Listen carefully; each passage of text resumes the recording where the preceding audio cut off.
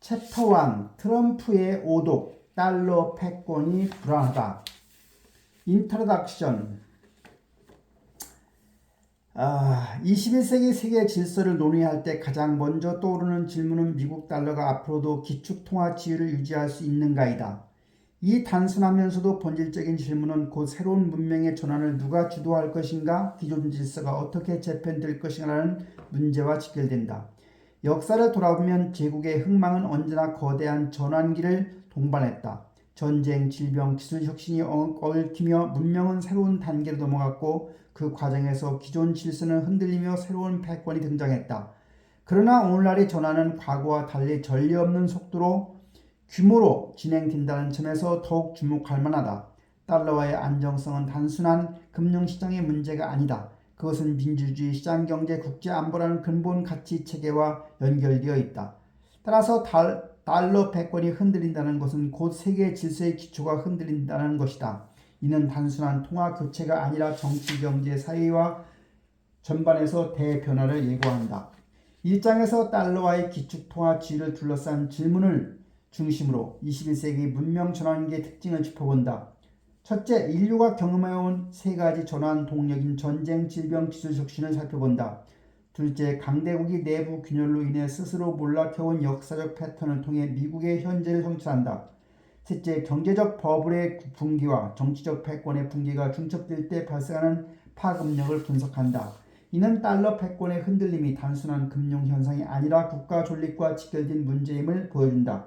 넷째, 달러 몰락 가능성을 둘러싼 논쟁 속에서 과연 대안은 무엇이며 그 변화가 인류 문명 전체에 어떤 의미를 지니는지를 살펴본다. 이처럼 1장은 미국 달러와의 기축통화 지위를 매개로 세계 질서의 변화를 탐구하며 이어질 2내지 4장의 논의를 위한 출발점이 될 것이다. 시대 전환 새 판이 짜인다. 21세기 세계 질서는 달러의 기축통화 지위가 유지될 수 있는가에 주관한다. 이 물음은 곧 문명의 전환과 주도권의 향방을 가늠하는 핵심 열쇠이다. 전쟁, 질병, 기술 혁신이 역사를 흔들어 왔듯 오늘의 변화도 세계 질서를 새롭게 규정할 것이다. 트럼프는 누구인가? 미국 질서의 변수. 도널드 트럼프는 누구인가? 그의 성장 과정은 어떠했을까? 그는 정치인인가 아니면 방송인인가? 현재 트럼프는 대체 무슨 생각을 하고 있을까? 그의 대통령 임기 1기와 2기는 어떻게 달라졌을까? 그가 무차별적으로 휘두르는 관세라는 무기는 방어용인가 공격용인가? 러시아 우크라이나 전쟁을 취임 직후 바로 종전까지 이루어낼 수 있다고 한 그 이상한 자신감은 단순한 농담일까 아니면 무언가를 암시하는 발언일까? 보편 관세와 상호 관세는 겉으로는 무역 불균형을 바로잡기 위한 정책처럼 보인다. 그러나 그 불똥은 결국 미국 달러의 기축통화 지위로 튈 수밖에 없다. 1969년 이후에 노벨 경제학상 수상자 가운데 미국 국적자가 57명에 달한다는 사실은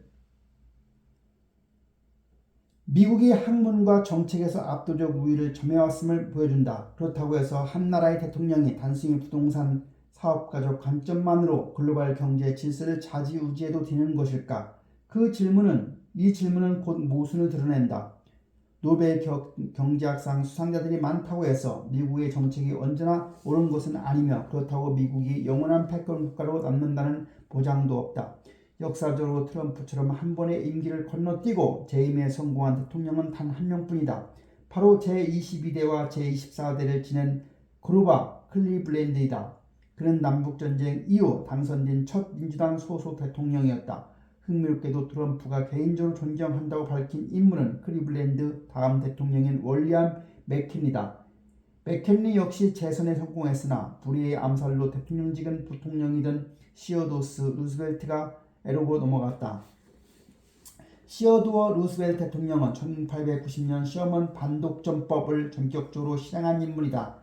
19세기 말에서 20세기 초로 이어지는 격동의 전환기에 미국 대통령들의 철학과 국정 운영은 글로벌 질서 변화에 직접적인 영향을 미쳤다. 오늘날 트럼프를 둘러싼 논란 또한 같은 맥락에서 읽을 필요가 있다.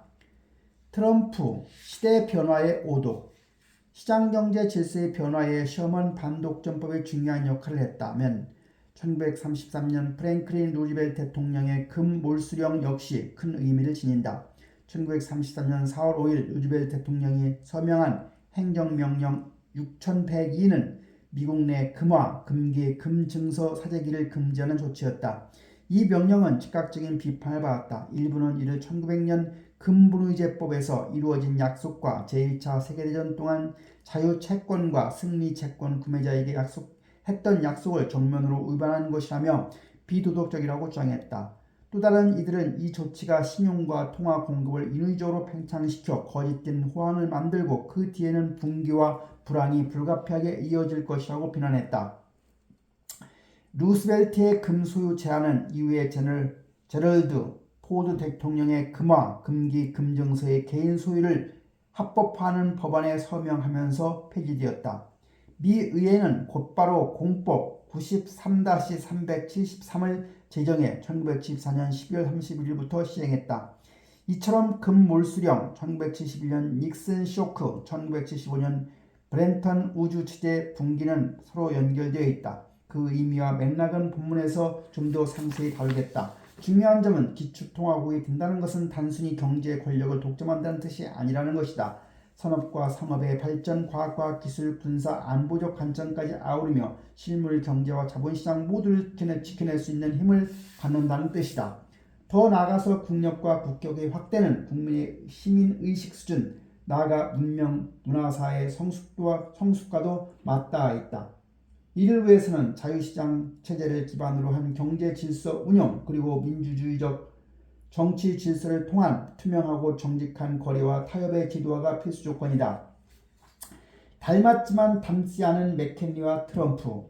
맥켄리 대통령과 트럼프 대통령 사이에 몇 가지 유사한 점이 보인다. 첫째, 재벌들의 후원을 받았고, 둘째, 영토 확장에 큰 변화를 이끌었으며, 셋째, 적극적인 관세 정책을 시행했다. 물론 맥켄리 대통령은 집권 말기에 관세 정책이 반드시 긍정적 효과를 가져오지 않는다는 사실을 독백처럼 고백한 바 있다. 그러나 트럼프 대통령은 청년 시절부터 줄곧 관세를 통해서라도 미국을 속이며 무역 흑자를 챙기는 국가들을 응징해야 한다는 확고한 신념이 있었다.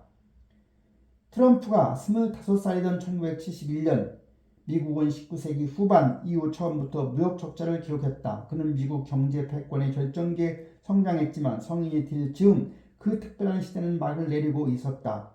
냉전 지혜 속에서 자유민주주의 수호라는 명분으로 막대한 자금을 쏟아부으며 한국전쟁과 베트남전쟁을 수행했고 독일, 일본의 전후 복구 과정에서 미국이 소비시장 역할을 떠맡은 결과는 1차 오일 쇼크와 달러 가치의 급락이었다. 브로델이 1970년대 후반 미국을 두고 가을에 접어들었다고 표현했지만 트럼프 세대에는 그것은 이미 겨울처럼 느껴졌을지도 모른다.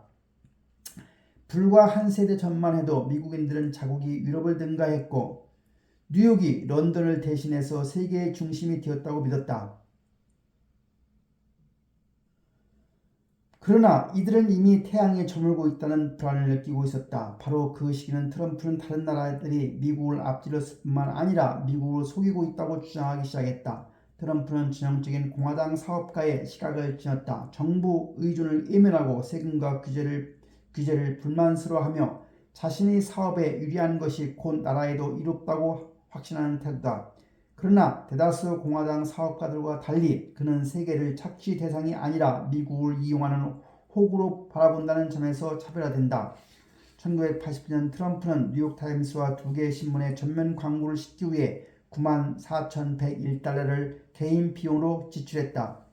미국 국민에게 To the American People이라는 제목의 공개 서한에서 그는 일본, 사우디아라비아 등 미국의 군사적 보호를 받는 국가들의 군사비를 청구해야 한다고 주장했다. 광고는 결국 우리가 위대한 나라가 더 이상 조롱당하게 놔두지 맙시다. 라는 문장으로 끝맺었다.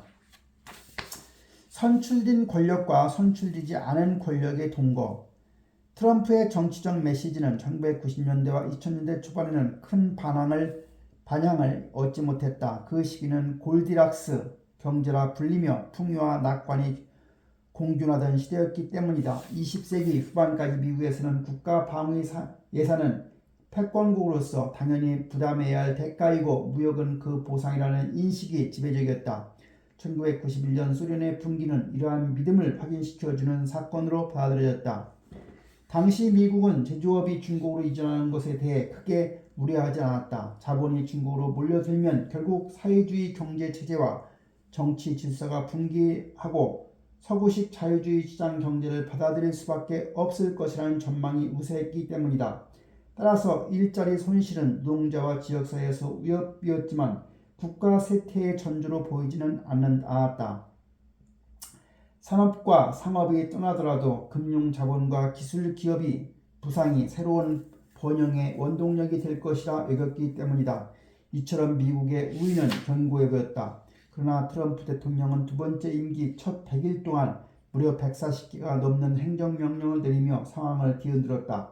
무역, 이민, 단속, 외교 정책, 정부 지출 등 국가의 입장을 대대적으로 전환했고 하버드 대학교도 충돌을 빚었다. 이민 정책을 강화해 유학생과 대학 교수의 비자 발급 및 연장을 제한하기도 했다.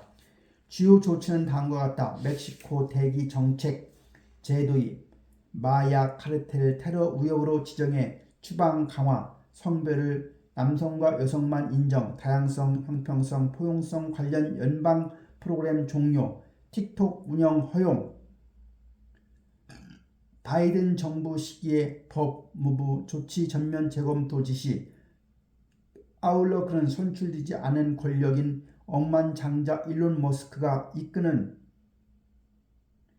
비용 절감 팀 일명 정부 효율부를 활용해 정부 전반의 개혁을 밀어붙였다.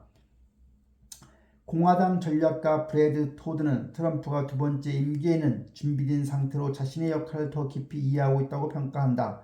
이번에는 누굴 신뢰해야 할지 더 잘 알게 되었고 더 많은 사람들에게 계획 수립과 집행 권한을 위임함으로써 정책이 훨씬 정교하고 순발력 있게 추진되고 있다는 것이다. 그는 이번 행정부의 준비 수준과 권한 위임은 이전 행정부를 압도한다고 덧붙였다. 트럼프 2.0의 불안한 출발. 트럼프 두 번째 임기에 대한 시장의 반응은 첫 임기와 전혀 달랐다. 트럼프 1.0 초기에는 S&P 500 지수가 약 5% 상승했고 다우존스 지수도 4 내지 5% 올랐다. 바이든 대통령은 2021년 더욱 강한 상승세를 기록하며 S&P 500이 10%, 다우가 11% 상승했다. 그러나 트럼프 2.0 첫 100일은 주식시장에 큰 혼란을 가져왔다. 2025년 1월 20일 취임식부터 4월 25일까지 S&P 500 지수는 7.9% 하락했다. 이는 리처드 닉슨 대통령 두 번째 임기 초반 이후 두 번째 나쁜 성적이었다. 참고로 1944년부터 2020년 데이터를 보면 대통령 당선 연도 첫 100일 동안은 S&P 500은 평균 2.1% 상승했다. 트럼프 취임 초기 주식시장의 하락은 2016년 대선 직후 세금 감면과 규제 완화 기대감으로 증시가 급등했던 분위기와 극명히 대별된다. 트럼프가 취임 직후 추진한 공격적 무역 정책은 인플레이션 상승과 경기 침체 우려를 자극하여 투자 심리를 우쭐시켰다. 특히 2015년 4월 상호관세 발표 이후에 S&P 500은 단 이틀 만에 10% 폭락하며 약세장에 진입했다. 이후 일부 관세를 90일간 유예하겠다고 발표하면서 우려가 다소 완화되었으나 불확실성은 여전했다. 트럼프 취임 후 약 100일 동안의 핵심 키워드는 불확실성이었다. 전통적 무역 정책이 하루아침에 뒤집히는 상황에서 투자자들은 혼란에 빠졌다. 전례 없는 관세 정책은 경제 환경이 이전 상태로 돌아가지 못할 수 있다는 불안을 증폭시켰고 행정부의 불명확한 소통은 이를 더욱 심화시켰다. 투자자들은 정책의 장기적 영향을 스스로 추론해야 했고 이는 공황 심리를 키웠다. 결국 관세를 통한 위협은 미국뿐만 아니라 세계 경제의 경기 침체 가능성을 불러왔다. 2025년 2월 기준 S&P 500은 최고점 대비 20% 가까이 급락하며 시장의 취약성을 드러냈다. 이후 관세 90일 이후의 발표가 나오자 투자자들은 일시적인 안도감을 얻었고 이는 정책 발표가 투자 심리에 미친 막대한 영향을 보여주는 사례가 되었다. 시장 참여자들은 이번 트럼프 2.0 경제 정책을 일기보다 훨씬 더 회의적으로 바라보고 있다. 초기 매도세는 주로 경제 관세 불확실성에서 비롯되었으며 투자자들은 갑작스러운 정책 변화 속에서 방향을 잡지 못한 채 신중한 대응을 이어갔다. 세부 항목별로 보면 첫 번째로 일자리 창출에는 아직 뚜렷한 성과가 없다. 바이든은 팬데믹 회복 효과로 138만 개의 일자리를 추가했지만 트럼프 2.0은 3월 기준 45만 6천 개 수준에 머물렀다.